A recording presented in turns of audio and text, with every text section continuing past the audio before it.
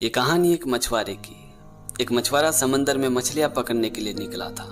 अभी उसने मछलियां पकड़ना शुरू भी नहीं किया था कि अचानक मौसम खराब हो गई। समंदर में तेज लहरें उठने लगी। तभी उस मछुआरे ने ऊपर वाले ईश्वर से प्रार्थना किया कि हे प्रभु, मैंने आज तक किसी का बुरा नहीं किया है, तो मुझे पूर्ण यकीन है कि आप भी मेरे साथ कुछ बुरा नहीं होने दोगे। लेकिन तूफान ठहरने का नाम ही नहीं ले रहा था और एक समय ऐसा आया कि उसकी नाव डूबने की कगार में आ गई। तभी उस मछुआरे ने अपना स्विमिंग जैकेट पहना और समंदर में छलांग लगा दी। फिर वो तैरते तैरते एक टापू में पहुंच गया। टापू में पहुंच के उसने देखा कि चारों ओर सिर्फ पानी ही पानी थी। दूर दूर तक कोई नजर नहीं आ रहा था, कहीं से कोई उम्मीद नहीं दिखाई दे रही थी। तो उस मछुआरे ने ऊपर वाले ईश्वर से प्रार्थना किया कि हे प्रभु, मुझे पूर्ण यकीन है कि आप मेरी रक्षा, मेरी मदद जरूर करोगे। फिर वो मछुआरा उस टापू में 1-2 दिन जैसे तैसे निकाल दिया, लेकिन उसे कहीं से कोई उम्मीद नजर नहीं आ रही थी। तो वो मछुआरा सोचने लगा कि पता नहीं यहाँ कब तक रहना पड़ेगा, तो क्यों ना अपने लिए एक झोपड़ी बना लूं, कम से कम रात को सुकून से तो सो पाऊं। और ये सोच के उस मछुआरे ने लकड़ियां इकट्ठा किया, खूब मेहनत करी और शाम तक उसने एक झोपड़ी बना के तैयार कर दी। अपनी झोपड़ी को देख के वो मन ही मन खुश हो रहा था कि चलो आज के बाद सुकून से तो सो पाऊंगा। उसकी ये सोच जैसे ही खत्म हुई कि उसकी झोपड़ी में अचानक एक बिजली गिरी और उसकी झोपड़ी जल के राख हो गई। अपनी झोपड़ी को जलता हुआ देख के उस मछुआरे का सब्र का बांध टूट गया और वो ऊपर वाले ईश्वर से कहने लगा कि हे प्रभु, मैंने आपका क्या बिगाड़ा था? पहले तो आपने मेरी नाव डुबा दी, फिर मुझे इस टापू में लाके खड़ा कर दिया और बड़ी मुश्किल से मैंने एक झोपड़ी बनाई, वो भी आपने जला दी। और ये बोल के वो मछुआरा जोर जोर से फूट फूट के रोने लगा। तभी उसने देखा कि उस टापू में एक बोट आई और उस बोट में से 2 आदमी उतरा और उस मछुआरे से कहने लगा कि अच्छा हुआ तुमने अपनी झोपड़ी जला दी। तुम्हारी झोपड़ी से जो धुआं उठ रहा था, उस धुएं को देख के हमें समझ में आ गया था कि इस टापू में जरूर कोई मुसीबत में है और हम लोग तुम्हें बचाने के लिए आए। ये वर्ड सुनते ही वो मछुआरा और जोर जोर से फूट फूट के रोने लगा और ऊपर वाले ईश्वर से कहने लगा, हे प्रभु, मुझे माफ कर देना, अनजाने में मैंने आपको बहुत ही भला बुरा कह दिया। मुझे नहीं पता था कि आप जो करते हो वो भले के लिए करते हो।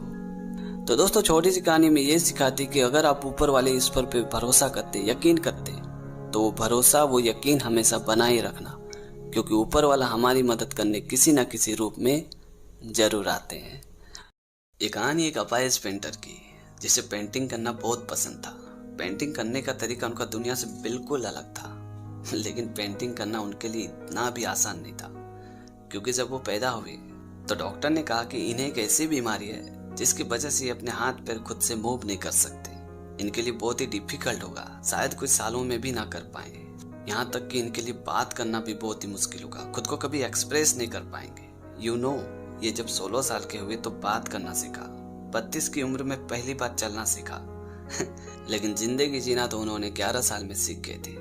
जब उन्हें अपने फ्रेंड का टाइपराइटर मिला तो उनके मन में एक इच्छा जागी कि मुझे पेंटिंग करना है। अब नॉर्मल पेंटिंग करना तो उनके लिए बहुत ही मुश्किल था, क्योंकि वो हाथ अच्छे से मूव नहीं कर पाते थे, तो ब्रश पकड़कर पेपर में पेंटिंग करना बहुत ही मुश्किल था उनके लिए। और तब जाके टाइपराइटर से पेंटिंग करने का ख्याल उनके मन में आया। और जो सिंबल होते हैं, एडलेट, हैशटैग, 1 2 नंबर, ABCD लेटर, इनको टाइप कर करके पेज में कुछ इस अंदाज में अपनी कलाकृतियां बनाई कि पेंटिंग बनाई। चाहे फेमस पर्सन के फेसेस की हो, एनिमल की हो या फिर नेचर की तस्वीर हो, ऐसी हजारों तस्वीरें उन्होंने बनाई और पूरी दुनिया में वो टाइपराइटर पेंटर के नाम से आज भी जाने जाते हैं। जी हाँ दोस्तों, मैं बात कर रहा हूँ पॉल स्मिथ की।